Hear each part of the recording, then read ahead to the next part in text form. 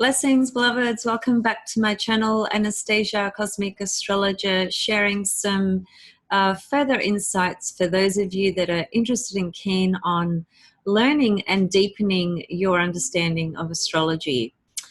So, look, astrology is it's many, many things, but ultimately it's a sacred science and it's a symbolic language. And learning to read this symbolic language is easier for some people than it is for others. That's just a fact. That's what I've noticed anyway. But in my opinion, when you are learning about astrology, clearly you need to do the reading and studying component of it. But it's always about your own sort of sense of depth and intuition on things as well. So the deeper you can go within your own self, the deeper that you can go with your astrology as well. So it depends on, your inherent sort of signature makeup and I suppose what kind of drives you with your passion or interest or curiosity for some, in learning astrology. So today's topic, I've chosen to speak about basically the aspect known as the conjunction, and I want to integrate into that as well the first half of the zodiac. And there's a reason I'm wanting to do that, and I'll unpack that one step at a time.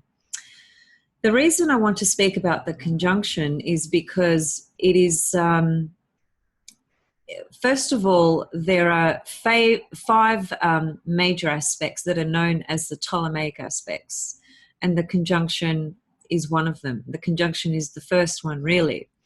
Now, what is a conjunction? A conjunction is basically two planetary bodies coming together and standing side by side in the heavens. That is what a conjunction is. It's two planetary energies unifying and coming together. So, for example, when you are born during a new moon, generally speaking, the sun and moon will be exactly conjunct each other. They can be several degrees apart, which then might fall into what's called the balsamic moon phase. But anyway, just to keep it very simple, two bodies coming together in union is what is defined by the conjunction aspect. The conjunction aspect is one of the most intensified dynamic aspects. It's so incredibly intense. It's so raw. It's so potent. It's just the absolute emergence, birthing of whatever the energies are that have come together. So the other reason that I wanted to kind of unpack this and share some comments and ideas with you guys is because in my experience through the years, when I've looked at people's charts, and certainly when I've looked at famous people's charts, which I do frequently because, as I've said several times, one of the best ways to learn astrology is not only to read books but to make observations. And we are constantly observing things in life anyway, whether it's ourselves, our environment, friends, etc. So some of us are more observant than others anyway. But making an observation and then connecting with the correlation astrologically is a very powerful way to pretty much get evidence, I guess you could say, of how this particular observation you've made correlates with a specific planetary energy, whether it's a transit, a planetary configuration, person's birth chart, whether it's the new moon, whether it's solar eclipse, etc. So the conjunction aspect is by far the most potent aspect. Now, almost everyone on the planet will have planets in the form of a conjunction. Now, some people have what we call a stellium, and a stellium just basically means that there are a number of different bodies, so a number of different planets that have all lined up together, and they've created what's called a stellium. So anything beyond 3, you could say, or even 3, starts to become a stellium. And that starts to become an even more powerful component, an area of the person's birth chart, and therefore whatever it describes about their life. So, you know, some people might have a Sun, Moon, Mercury, Venus, Mars conjunction. Some people might have a Sun, Pluto, Mercury, Venus, Mars conjunction, etc., etc. So when you see a stellium, 3 or more planets lined up together, pay very close attention to this particular configuration. The conjunction it's literally a pipeline of energy that is being expressed through the individual, through the person. Now, the main sort of focal point that I want to point to with today's conversation is that in terms of artistry, and when I say artistry, I'm specifically referring to musicians and artists that create through paint, pencil, you know, or whatever medium it is they use, but a medium that enables them to create some kind of visual artwork. So what I've noticed through the years is that very, very well-known musicians or artists, and I mean like pretty big names, almost all of them are born under the sun sign, either Aries, Taurus, Gemini, Cancer, Leo, or Virgo, and that's the extent where I would take it. So it's the first 6 signs of the zodiac. Those first 6 signs of the zodiac act in a very similar way, you could say, to a conjunction, in that their energy is very much about the self. It's very much about the self-expression. So, see, the thing about a conjunction aspect is that the potential with the conjunction aspect and with these early signs of the zodiac, there'll be other sort of themes or configurations going on to support this as well. But just standalone, the conjunction aspect and those early signs of the zodiac, they all have potential for genius.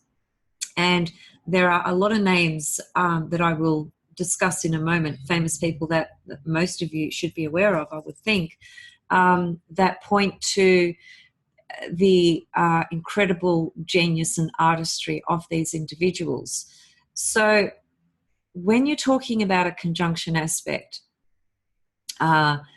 with several planets there, which is a stellium, and you're talking about the early signs of the zodiac, that is a signature for tremendous artistic ability, whether it's in music or painting and drawing, etc., as I said.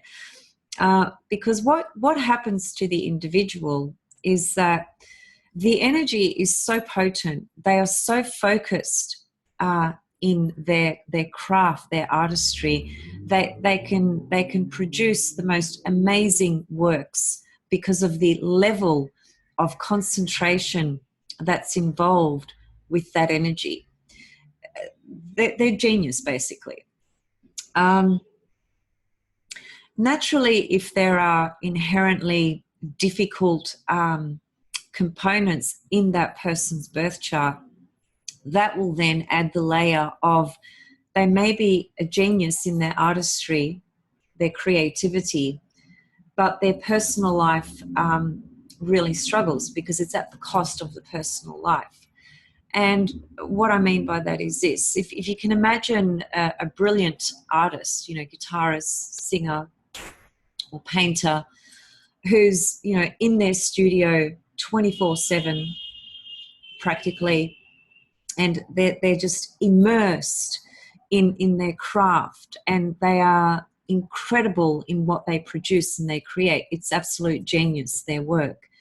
That because of this pipeline that I'm talking about, it's like an energy of a pipeline that just runs straight through them, and they are that energy. They literally embody that energy. So they express it to its absolute fullest, whatever that may be. depending on the nature of the planets that we're talking about as well. And because there's no awareness of anybody else around them. There's no awareness of the world at large, you could almost say, because they are just simply focused in that exact moment that they're in, and they are extremely focused in exactly what they are doing right there in that moment. So this energy is just pouring and pouring and pouring through this pipeline, and it just creates genius material. Now, Prince, the singer, was one of those people. You know, that man, and I've spoken about him before in other videos because I absolutely adore him. But that aside, astrologically speaking, for a start, he was a Gemini. He had Venus in Taurus, which is one of the most powerful positions. You know, when you see Venus in Taurus, you'll almost always see an individual who's extremely creative, and usually musically as well, because Taurus rules the throat. So anyway, Prince, as I've said many times before, he played practically any instrument that you threw his way. He had something called the vault, where there was literally hundreds and thousands of songs that he'd written that hadn't even been produced yet, and quite apart from all the music that he did produce over the period of his life, which was over about a 45-year period or something thereabouts. But he was a man that was, we don't know a great deal about him because he was a very private man. And it is usually the case when you're talking about an artist who's genius in their craft. They're always alone. They're always spending time on their own, just doing their own thing, because they're pouring this energy out into their craft, and they are creating this magic, through music or through other forms of artistry. The thing that is important to mention here, and this is not the case with every single individual who's born early in those signs or who has a lot of conjunctions, because not everybody is Prince, despite the fact that they may have Venus in Taurus and so forth. Some other people are Eric Clapton. Eric Clapton is known to be one of the greatest guitarists in the world. He's an Aries. Elton John, he's an Aries. Both those guys have, some pretty powerful conjunctions happening as well. Now, Elton John in particular, and this is the next point that I'm wanting to make, when it comes to these artists, these genius of people who create just this magical work, really struggle in their personal life because they don't have that energy of awareness. You see, when somebody has, first of all, when your chart is stacked up with those very early signs do not have the quality of awareness, that they haven't reached that stage in their level of expression. So the zodiac, beginning from Aries and going all the way around, ending at Pisces, is really the unfoldment of the human psyche, you could say, on a number of different levels. So as we know, Aries is the birth. It's the birth of all things. So the conjunction acts very much in the same manner that the Aries energy does. It's absolutely 100% voltage. It's imagine getting all the electricity and just focusing it all on one point, just one point on the entire planet. Imagine, the voltage, the power that would be there. That's how conjunctions operate. They are so extremely dynamic and powerful. So when you are looking at the early signs of the zodiac, as I was saying a moment ago, the one thing that they generally don't have, they can be brilliant at a craft, at their own craft, whatever that may be. But the ability to have the awareness of a greater sort of expansive view or picture or understanding of others or awareness of others is absent. It's not there. It's not inherent in the archetypal energy of the first 6 signs, you could say. Virgo has more consciousness than any of the other signs, because Virgo comes after Leo, and Virgo can be quite riddled with guilt. So anyway, it's quite complex. It's another story. But Virgo can be included in this understanding of, the first 6 signs really being highly prominent when it comes to people being genius in their craft. And as I said, there are many people, many famous people around the world who have been genius in their work. So this lack of awareness, though, that they have, it's important to understand this. Naturally, the polarity, the opposite sign to each sign we're talking about, so the opposite to Aries is Libra, the opposite to Taurus is Scorpio, the opposite to Gemini is Sag, etc., etc. It is the polarity point that can really enable the person to integrate some kind of awareness. But that doesn't just come naturally. That's going to come through conscious effort and work. And people who have loads of conjunctions and have most planets in the early signs will really, really struggle with that. They might create this incredible craft and work, which will be genius, but when it comes to having the awareness and understanding of others, it's just simply not there. Now, that's a problem in the personal world of an individual, because they don't have the skills, you could say, to have the awareness of other people. So they can be, for instance, they can be very pushy, argumentative, selfish, self-centered, just insensitive to others and so forth. And, Elton John, who's, probably a really lovely man, really, but when it comes to his work and when it comes to people having worked with him, alongside him, it's been, publicly documented that he's incredibly difficult to work with. He can be incredibly aggressive and rude and abrupt and pushy and demanding and so forth. Now, he is an Aries, so they are qualities of the Aries energy when it's operating very unconsciously. But the point being that, these early signs really do describe these artists in the world that we have, that have come through. Some are still around and some are not, because there are some that belong to the 18th century, such as certain artists. For instance, one of those people is Vincent Van Gogh. Now pretty much everybody knows his name. So he's, an incredibly well-known artist who just, his work is everywhere. If you're into art and art galleries and, the history of art and so forth, well, that's one of the biggest names that shows up. Now, he was an Aries, no surprise. So, and another artist actually by the name of Brett Whitley, I think he was an Australian artist actually, and he was born in 1939. Vincent Van Gogh was born in 1853. Now, Brett Whitley was an Aries as well, and his art has been strongly compared to Vincent Van Gogh. He was such a big figure that his work was just out of this world, just extraordinary energy that was seen through his craft and what he created.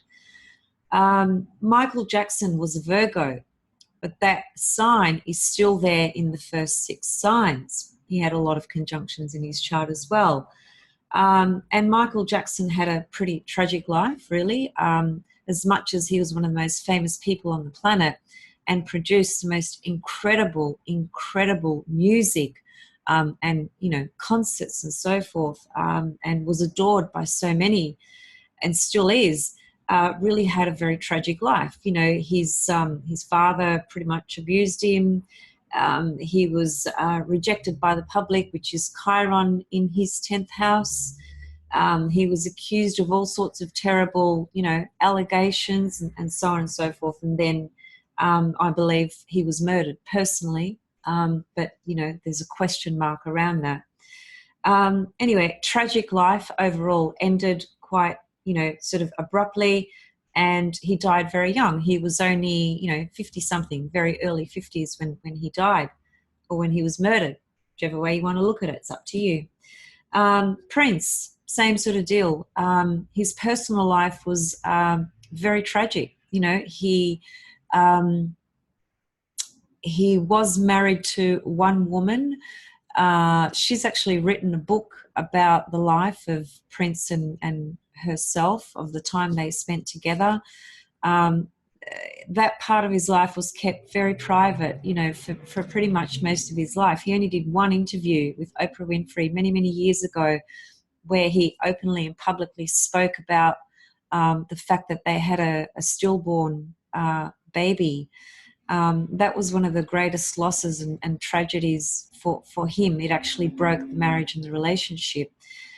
He's never really had any significant major relationship after that, well, at least not that we know about. So he poured himself into his artistry and his music, and as I said, he was a Gemini. So his personal life suffered a great deal at the cost of his genius and art and craft, because when you're talking about these kind of people, Brett Whitley, Vincent Van Gogh, Elton John, Eric Clapton, Michael Jackson, Richie Sambora, I've pulled him out as well. He's not a genius, but he is a fabulous and absolutely talented musician, and more specifically a guitarist. And he was the leading guitarist in the band of Bon Jovi. And there's another tragic story that connects with him, because he and John Bon Jovi had a massive falling out, which involved finances, it involved their personal connection and relationship, a number of different things. And John Bon Jovi, I think, pretty much kicked him out of the group, essentially.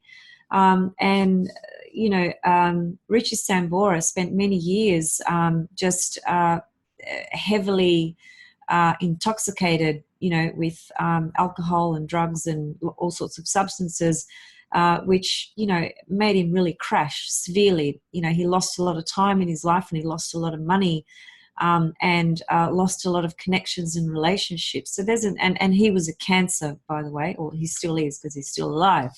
And I actually saw him live here in Melbourne. He came out here. We have several festivals, but one festival we have is where there's a lot of rock kind of music, hard rock music, as they call it. And he came down and he played at this festival on his own. He was on the stage. He got up on his own, initially at least anyway, because later he pulled up his girlfriend, and I want to talk about his girlfriend because she's now one of the most famous guitarists in the world. Her name is Ari Anthi. She's actually Greek-Australian, and she's, I think, Melbourne-born, and she's one of the most famous guitarists in the world. I forgot to look up her birth details, actually. I wish I had of now. But anyway, Richie Sambora got up on the stage, and he was basically off his head. He was so off his head. He was so emotional. He actually sang the song Dead or Alive, which is a very famous song that was created when he was with Bon Jovi, the actual band. And, that's clearly a very symbolic song for him that really triggered, a tsunami of emotions within him, because when he was on stage and he was singing that song, he was teary all the way through it, and he pretty much broke down at the end of it. And he spoke publicly while he was off his head, very openly about his heartache and his loss of the whole thing that happened between him and Bon Jovi.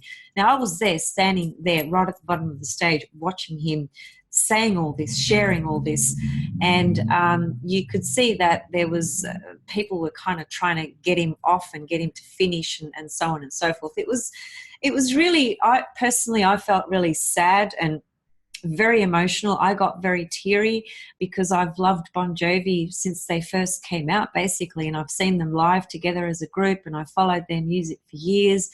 And then I, followed their story and their breakup, and I loved Richie Sambora, and, anyway, blah, blah, blah.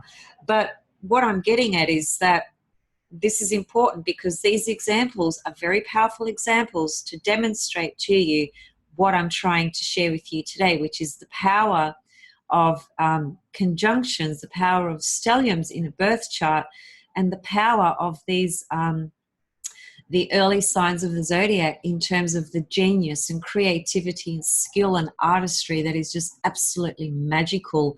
And alongside with that, what seems to be the case is the sort of tragic personal life that these individuals end up experiencing and living, because all their energy is poured so intensely and so heavily into their art and craft that they don't have the ability to relate. They don't have the time and space and energy to give on that personal level to others, because everything is going through one pipeline into one stream, and that is their art and their music. So there's, a few examples for you. Who else? Madonna. Madonna is one of them that I would throw in there. She's a Leo. Now, I wouldn't say she's a genius, but she's certainly incredibly artistic and creative in her musicality and dance and her performance particularly. She's a performer, she's an actor, and she's absolutely brilliant at that. And as I said, she's a Leo. Now, without going into too much detail, her personal life has been really tragic as well, and there's been public acknowledgement about that from her own self. She's spoken in interviews through the years, and her greatest heartache and heartbreak was with I've just forgotten her first husband's name. She's been married to three men, I think. The first two, oh my God, the most famous, let me just look up his name.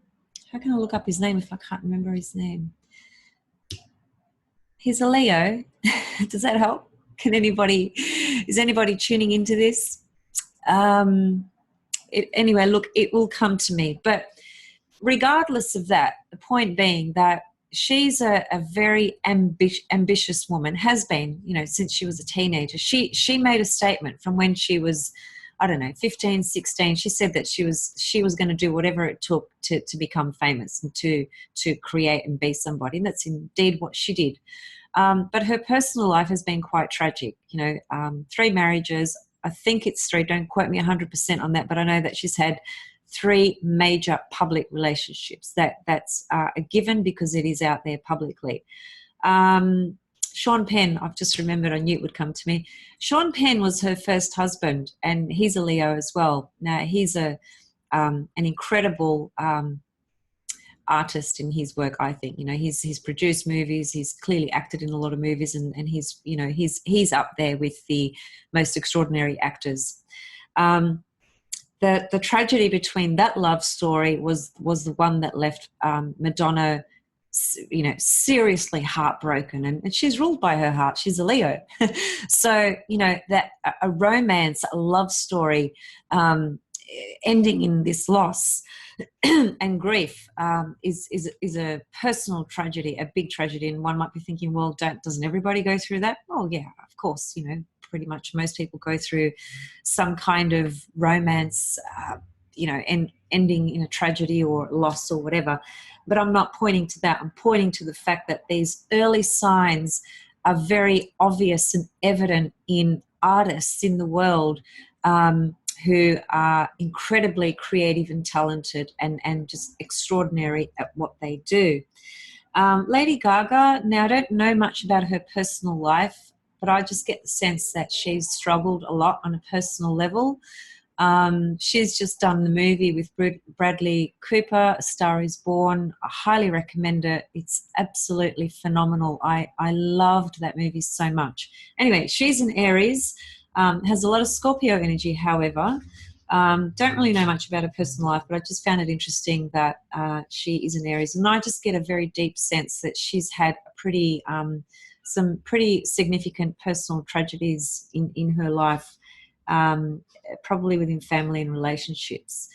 Who else have we got? anyway, there's loads of other people, but I just wanted to demonstrate just with the names that I have, just to give you an understanding of what I'm trying to share with you guys today.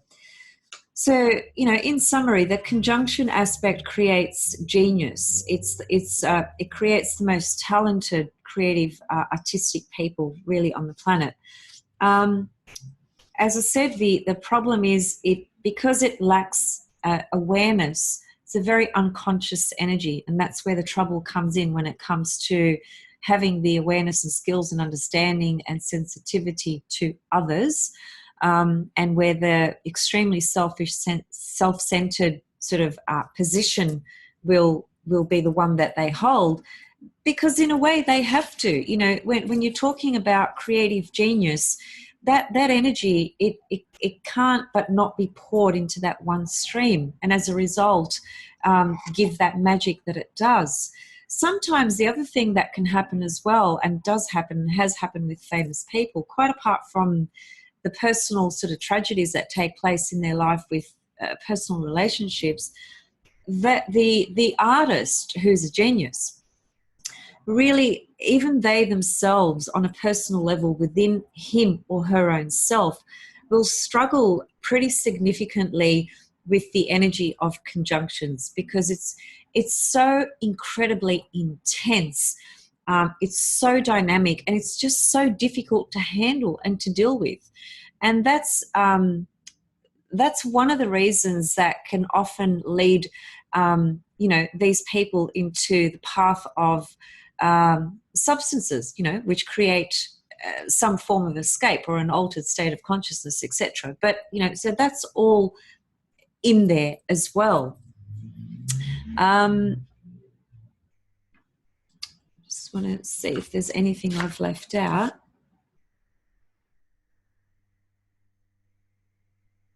So yeah, it's the artist, the genius, but because the energy is so intense, it can be it's so focused in one stream, it can just be way too much, even for the own individual, the artists themselves, to handle. So they crack, basically. They have massive crisis, breakdown, or even end their life, really.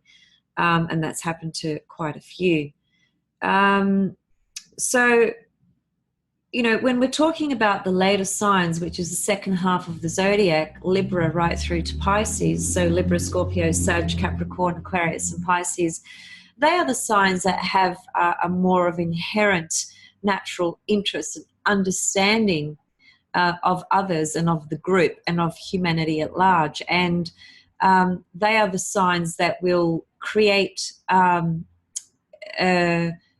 work, or if it's in the arts or crafts or things of that nature, it's about including the collective, really. It's about including groups and humanity and things like that, because there's a collective sort of consciousness, if you like. There's an awareness, because those signs have that inherently within them. So it is the early signs that don't, but it is the early signs that are so incredibly sensational when it comes to the arts. And as I said, it's also those signs that can suffer the most in their personal life. And the conjunction aspect, when you see it in stelliums, if we're not talking about famous people and we're just talking about a person, who in their birth chart has a lot of conjunctions, and perhaps has a lot of planets in the early signs, or even if they don't, even if they just have a lot of conjunctions, that will do it as well. These people can be incredibly intense people, and so intensely focused on themselves that they lack the awareness of others. So that can produce a lot of problems in personal relationships, because when we're talking about personal relationships, we have to have awareness, objectivity, detachment, sensitivity. We have to be able to meet a person halfway. We have to try to kind of walk in their shoes, or have some empathy and so forth. the conjunction aspect doesn't create that sort of those abilities. That the conjunction is about creation. It's about pure raw energy bursting through and creating something, which is absolutely magnificent, necessary, incredibly powerful, and all of those things. But if someone has a lot of conjunctions in their chart, they can just be so self-absorbed as well. They can be so overly focused on their own self that they simply don't have that ability to, to see the bigger picture. And that can create, a lot of problems in a person's life on a number of different streams. But anyway, that's just something to keep in mind. So that's the inherent sort of expression of the conjunction aspect and what it can produce, and those early signs of the zodiac as well. So have a look at your own chart. Naturally, I'm sure you already have. Have a look at other people's charts. If you're working with astrology on a professional level, you probably, I would assume you are aware of, the ideas that I've just shared. But it's always worth listening, because you never know what you might learn. We are always learning from one another. And as I said at the very beginning, when it comes to deepening your astrological understanding and knowledge, it's always going to be about how deep are you prepared to go into your own self, into your own life, into understanding your own self. That the level that you can enter within your own self will ultimately be reflected in your understanding of astrology, because astrology is so deep. It has so many levels. It is so multidimensional, and as I said, so many levels. But it's the soul. It's the soul of who you are, which is Pluto. So, and speaking of Pluto, I just realized. I kind of didn't just realize this, but it kind of came back to my memory just how powerful Pluto is.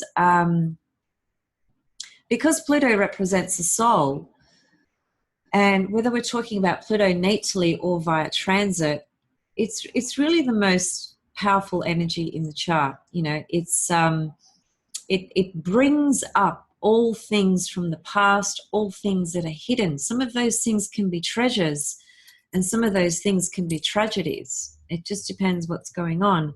But there's a couple of people here in Australia just recently, politicians, both Cancerians, and something pretty big has been exposed in a negative way about them.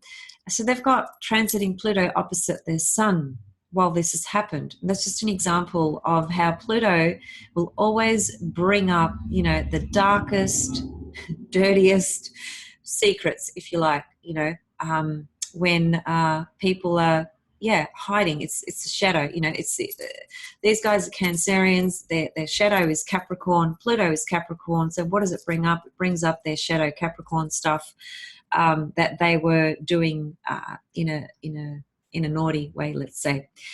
Anyway, that's kind of irrelevant to what I was just discussing, but it's just an interesting point, because it's just something that I was just kind of looking at the last couple of days with these politicians. I don't really favour politicians a great deal. Doesn't matter which country they come from. But anyway, that's just my personal take in terms of what I think of politicians in general.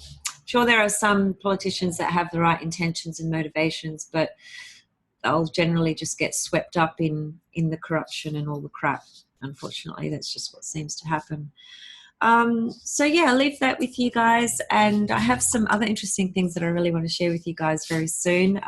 Just thinking about, there's so much actually. So I look forward to coming back soon with another video and sharing some more knowledge and, insights, whatever you want to call it, pointers. Thanks so much to the new subscribers that have come on board recently, and thank you to you guys who have been with me for the last 12 months or so.